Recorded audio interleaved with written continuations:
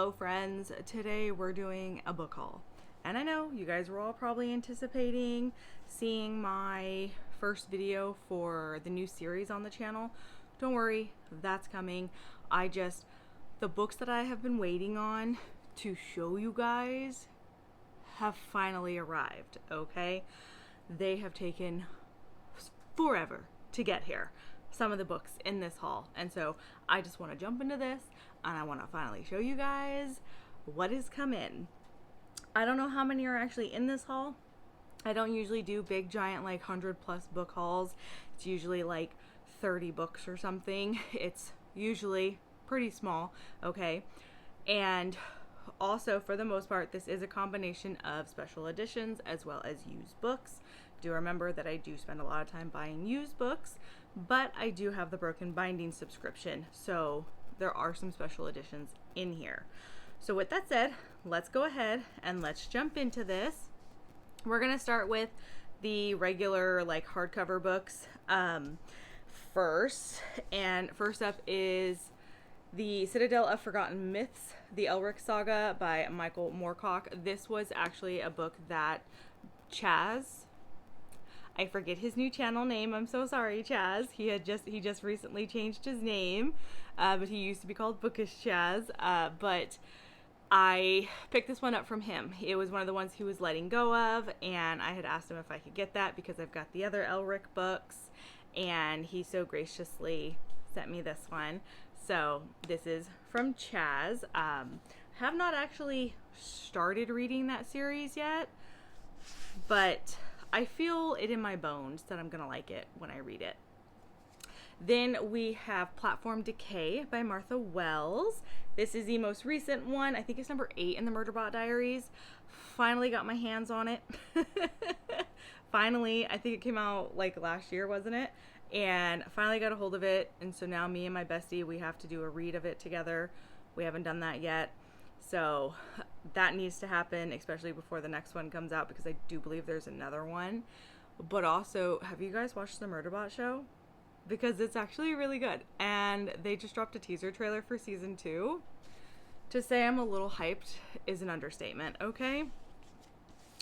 Then I picked up the Autumn Springs Retirement Home Massacre by Philip Fracassi. This is a horror book. The last one that I read by Philip Fracassi, The Boys in the Valley, I fell in love with it. I thought it was great. I'm hoping that I'll enjoy this one. I don't think it's going to hit the same level as what Boys in the Valley did, since Boys in the Valley had a specific idea in mind that I really liked. This one is a bunch of old people, I guess, killing each other. So I'm more intrigued by the idea, and I think Fracassi could sell it really well. So that one was bought brand new along with the Martha Wells one. Those were bought brand new. This next one, we'll do this one, Demon Copperhead by Barbara Kingsolver. This I got at the library book sale for $1. That is where I'm at currently in it. There's a strong chance I'm going to be DNFing this. I'm so sorry, guys. It makes me happy that I only spent $1 on it. I have been having trouble going back and picking it up. I'm just not enjoying this book. I just don't think it's what everybody says it is. And yeah, so there's a big possibility, but I'm going to probably try giving it one more chance. And then I went to Half Price Books and I picked up Jonathan Strange and Mr. Norrell. I had never seen this hardcover version before, and I thought it was really, really pretty. Okay? Like, I really like the blues and stuff. Found out it's the anniversary edition that they released, and then it's even got, like, some cool art there and everything. And I think I picked this one up at Half Price for, I think it was like $13. And it's in really great condition, honestly. So I was like super happy when I got that. There'll be more on that later though. And then I just recently got in The Infinite State by Richard Swan. This was a brand new purchase. I did pre-order this one. I really like this cover. I don't know what it is. I don't really know, like, I don't really know what this is about. If I remember correctly, it has something to do with, like, the world has been overrun by a fascist regime, and there's one girl who's like standing up to him. Let's see. A thrilling tale of survival and an eviscerating examination of totalitarianism. I don't like when words ends in isms because I get all wrapped up in them. But yeah, it definitely has to do with politics. Because politics exists even in books, guys. So yeah, but ultimately I did buy this one. I have read Richard Swan. I do like the way he writes, but I really liked this version of the cover. If I remember correctly, I think this is the UK version of the cover. I think the US one is slightly different, but yeah, I really liked that one. So those are the hardcover, like standard editions that I picked up. All right. So now we'll go into the mass market fantasies that I picked up. And at the same library sale where I got Demon Copperhead, I picked up a new copy of Dragon's Dawn because the one I had was a little beat up. A copy of The Renegades of Pern by Miss Anne McCaffrey. I have the hardcover edition of this one, but most of my collection by her is in the mass markets, so that's why I grabbed this one. And then I picked up Moonwise by Greer Eileen Gilman. Never heard of it. But I thought it was really pretty. And then I also picked up The Nightingale by Cara Dalkey. Again, never heard of it. Thought it was pretty. This is done by the same guy who did a lot of the cover arts for Elric. And that was like a big drawing point for me because I really do like their art style. But also, I paid $1 and $1 because these were each 50 cents. So I spent $3 at the library book sale for, 5 books? I spent $3. So that was actually a really nice little thing. Next, we will go into the Westerns because I have picked up more Westerns. We're going to start with 2 books, though, that are not Louis L'Amour. And the first one being A Valley Called Disappointment by Robert Bell. Again, I love these covers they make for the Westerns. They're gorgeous. So I picked up that one. And then I also picked up Dead Man's Cash by A.J. Arnold. They're both very short. They were each $1. So I was like, oh, yeah, cool. Because, I want to start expanding outside of Louis L'Amour and everything. And when I actually picked up this one, I was actually looking at the Louis L'Amours, and there was an older gentleman who was looking at the Louis L'Amours, and he was like, he looked at me, and then he looked back at the books, and then he looked at me, because he was looking, because the Western section is 2 bookshelves, and he's like, and then he's like, are you buying for yourself? And I was like, yeah. And he goes, all right then. And then he gave me some recommendations and stuff, and he told me that I picked a good starter with Louis L'Amour, and I was like, all right, I got the approval of an old guy. So with that said, we do have lots more Louis L'Amours. There is a total of 1, 2, 3, 4, 5, 6, 7, 8, 9, 10, 11, 12, 13, 14, 15, 16, 17, 18, 19. 19 more Louis L'Amours that I have added. So let's just jump into them. So first up, we have The Man from the Broken Hills. This one falls into the Sackett's series. Again, these numbers, they don't mean anything anymore because they got reordered. Then I accidentally picked up a second copy of Ride the Dark Trails. I thought I didn't have it, but I did. Then we have Under the Sweetwater Rim. Another one where I like the cover a lot for that one. And then we have The Ferguson Rifle. This was the first time I seen this particular cover, and I fell in love with it because I'd seen this one before, but I wasn't really a fan of the other covers I was seeing. But then I saw this one, and I was like, oh, that's the one. Same thing goes for this next one, which is the Skyliners, also part of the Sackett series. This one, again, I liked this cover more than the other ones I had seen. This is another really good cover. You guys are going to learn real fast that I love these covers. Next, we have Guns of the Timberlands. Really great cover. I've also read this one. I really liked this one. This was a good one. Then we have The Writer of Lost Creek. This is book 1 in the Kilkenny series, so definitely looking forward to this one. I also just got such a great little scenic scene. Like, oh, he had some amazing covers. Then we got Hondo, which many of you are probably familiar with Hondo since it was made into a movie starring John Wayne, I believe. And I have read this one.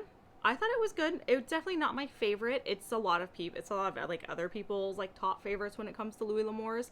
It is definitely one of his more poetic books. Very, very poetic in the way it was written. And so there's definitely lots of moments in it that are very just like beautiful. And he does an amazing job like describing his scenery and stuff like that. But again, a good book, but definitely not like it doesn't top Down the Long Hills for me. Okay. Then I picked up Dutchman's Flat. Haven't read this one yet, but you know, we're getting there. Okay. Then we have The Broken Gun. This one I have read. Not really too fond of this one. It has like a bit more of a modern setting, like cars kind of appear, and it's more of like a guy trying to unravel an old mystery that happened in the West and everything. Definitely not my favorite that he's done, but it was kind of interesting seeing him kind of like evolve out of what he had been doing. So, you know, it's got its perks. Then we have A Man Called Noon. There's actually other versions of this cover that I also really, really like, but this one also just kind of looks really cool. So yeah, definitely happy with that one. And then we have Brion. The other version of this one I think has a train on the cover. So, but I've only ever seen it in like really, really bad condition. So I found this one in pretty decent condition. So yeah. Then I have Matagorda. I have read this one as well. It was good. I don't really remember much about it, but I did read it. I have to stop reading these back to back to back because I'm starting to notice that sometimes I can't remember what some of them were about if they weren't like super amazing or if they weren't like, yeah. But I did read this one. The good thing is that they're so short that I can read them over and over again, and I love them. So yeah. Now these next 1, 2, 3, 4, 5, 6, these next 6 went on the wildest journey to get to me. I ordered them from PANGO Books. They are all Louis L'Amour's. I paid $1 for each of them, so $6. Okay. And they went from the seller's home state of Indiana to Evansville, Indiana to Louisville, Kentucky to San Francisco. I'm in Sacramento, okay? So that's 2 hours from me. Sat in San Francisco for 4 days. Then it went back to Louisville, Kentucky, back to Evansville. And by the time it went back to Evansville, I reached out to the seller because at this point it was already like almost 3 weeks. And I reached back out to her and I was like, hey, I don't know what's going on with the package, but it looks like it's going back to you. And so she like pulled up the tracking information and she was like, it really does look like it's coming right back to me. She's like, I'm gonna look into this. I'm so sorry. And I'm like, it's not your fault. Like, it's UPS being weird. And then she ended up getting PANGO involved, and like 2 days after she got PANGO involved, it got rerouted back to San Francisco and finally reached me on Monday of this week. And I was just like, this is insane. So I gave the seller 5 stars because this was not her fault. And she was so quick to respond and so like just as baffled as I was. And then the fact that she got like PANGO involved so that they could figure out what was going on. Like, she did everything she could to help me find these books. So this was crazy. But in this little set that I bought from her, we have Sackett's Land. And if I remember correctly, this actually is the very first one in the Sackett series. Or it might be what is considered the second. But yes, that's more in the Sackett series. And then I have Fallon. I haven't read this one yet. Then we have To the Far Blue Mountains. This one I also believe is part of it's part of the Sackett series. So that's what I think most of these in this pile were part of, the Sacketts. And then we have Ride the River, another one in the Sackett series. And then we have Sackett. I wonder what series this one could be a part of. And then we have Hanging Woman Creek. So, and I haven't read any of those ones since they came in. So those were all of the lovely little westerns that I picked up. Lots of Louis L'Amours. I have so many to choose from. I haven't obviously delved more into the Sackett series since I have to like keep getting them so I can read them in the right order, but we're making our way there. So now we're going to jump into the special editions, and all of these are from Broken Binding, because like I said, at this point the only subscription service I have is my Broken Binding. I am a tier 1 subscriber, and so some of you might have an idea of what some of these books are, but we're going to start with a non-subscription one. I don't normally purchase their non-subscription books because I just ultimately I don't really like a lot of the designs that they do, and I think some of the sprayed edges they do are just very mediocre for how much I would have to pay to get them shipped to the US. But this particular series, I have the first 2 books in hardcover, and the third was never released in hardcover. And so when they did this, and they kept the original covers with Richard Anderson's art, because I love that man's art, I could not pass this series up. And that is the 5 Warrior Angels by Brian Lee Durfee. Okay, so first up we have The Forgetting Moon. And there's the edges. The sprayed edges are fine. I don't really think they're anything all that great. I'm actually just thrilled that we still have Richard Anderson's covers because I love that man's art. And then they did do some art for the inside and everything, so that was nice. You know, kind of spruced that up a little bit. I don't know. Yeah, they did do at least some hardcover stuff too. But again, I'm here for Richard Anderson's cover art. So that's book 1.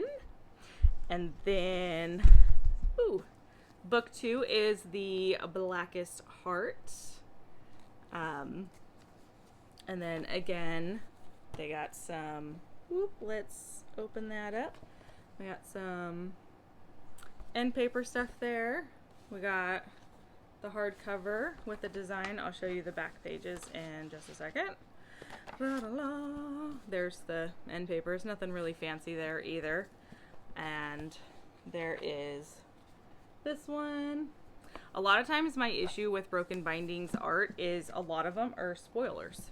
A lot of the art that they do are spoilers, and that's bothersome for me. And then we have book 3, which is The Lonesome Crown. So this is the one that was never released in hardcover originally, like in just like a regular plain hardcover. So this was the one that I was missing from my set. But there is the lovely cover, and then here is the come on now. There's that one. And then we've got that. And there goes that. Again, meh. Just whatever for that. Nothing all that great. And then boom. So yes, very happy to have that. So the original 2 hardcovers that I have, which are absolutely wild too, is that the original hardcover, it's like this thick for the first book, whereas the Broken Binding one is like this. So that's going to save me a little bit of room on my shelf, but I will be getting rid of the original 2 hardcovers that I have for that one because I have no need for them. So yeah. Then moving on to the next one, this one literally, this was literally announced 2 days after I bought that 40th anniversary of Jonathan Strange and Mr. Norrell. Broken Binding had announced that it was going to be the next sub-book because they were doing a Susanna Clark set. So I now have this one. I now have the Jonathan Strange and Mr. Norrell Broken Binding edition because it was the sub, and I have to say I really like this cover art. I like that it's mysterious. It's not giving anything away. It's, you know, it's not spoiling the book because, like I said, Broken Binding has a bad habit of spoiling parts in the books with the art that they get done. And so this, I like that it's very ambiguous and it's just kind of interesting. And then the art on the inside, absolutely gorgeous. Just, like, look at this. Like, this was actually a win for them, for me. I actually really, really liked the way this turned out. And there's the edges, which I actually really do like these edges. You know, this is really nice. Like, altogether, this is a gorgeous edition. It's very frustrating, though, knowing that I had just bought it, only for 2 days later for them to announce that this was going to be the next sub book. So now I have the dilemma of trying to determine if I want to keep both editions or if I want to let the other one go. What I will say is it does use the same text block. So all the art that is in the 5th anniversary edition is in this edition. So I'm not losing out on anything if I do decide to get rid of the other one. But what I might do is I might just read from the regular version and not this one. And then maybe get rid of the other one. We'll see. We'll see what happens. So now the next 2 sets are by the same author. So we're going to start with this first one. And yeah, we're going to start with this one because they didn't do any cover alternatives for this series. And it is the Of Blood and Bone by John Gwen, books 1 through 3. So as we can see right here, the hardcovers, and it's just their standard, you know, covers that they did. I don't believe they did anything. Oh, they did. Okay. So they did do some designs underneath them. But this was just in their regular store that they had released. And then it does have the sprayed edges that, you know, create a full image. I actually really think that the sprayed edges they keep doing for John Gwen's books are kind of boring, honestly. I'm going to be so real with you guys because they're very repetitive. But I got this one because I did have the paperbacks and everything of the series. And I have his Bloodsworn saga in hardcover. And so I was like, oh, well, I'll go ahead and I'll upgrade to the hardcover. And maybe one day a hardcover of The Faithful and the Fallen will be released. And then they announced that they were doing The Faithful and the Fallen for the sub. And I got really lucky. And so we have Malice. I really do like the covers for these ones. This particular artist, I've seen him pop up on a few other covers where they've got a similar vibe to them. And I really like them. I think they're very well done. The man definitely knows how to draw. I'm pretty sure it's a man. Definitely knows how to draw the, yeah, Maximilio. Yeah, it's a man. Definitely knows how to draw faces. Okay. And I think it's like absolutely gorgeous. I will say that they did include the alternative covers for this series so that it would match this. I do plan on swapping them out, and I plan on getting frames for these particular covers and putting them up on my walls as picture art. And that's just because I want my set to match. So there's Malice, and then we have Valor. I'm not gonna like go through all the different art on the sides because, like I said, their art is very spoilery, and I don't want to spoil myself for this because I actually have not read this series yet. So I don't want to spoil myself with a bunch of the art. Then we have Ruin. Again, gorgeous. Like, absolutely gorgeous. And last but not least, we have Wrath. Yay! So, yes, and then the sprayed edges just kind of create the same image that the other set made, which was why I said it's kind of repetitive. Let me see if I can. Oh, dear Lord, these are heavy. So, it's out of order, but you can see what I mean. It just creates a shield wall again. Very repetitive. I guess they couldn't come up with any other idea, but shield wall for some sprayed edges. I have such a love-hate relationship with broken binding, but I am very happy that I have these ones now. These took forever to get here because they are actually very, very late because they had issues getting it all printed and everything. But they're here finally. That makes me happy. And like I said, I do have the alternative coverways, and so I will be eventually swapping these out so that I can then frame those covers and have those on my wall as art, because that's what I want to do, and I want my matching sets together. So yeah, that's everything. That's all we've got. That's it. The next book haul probably won't be happening until probably end of the year, start of next year, honestly.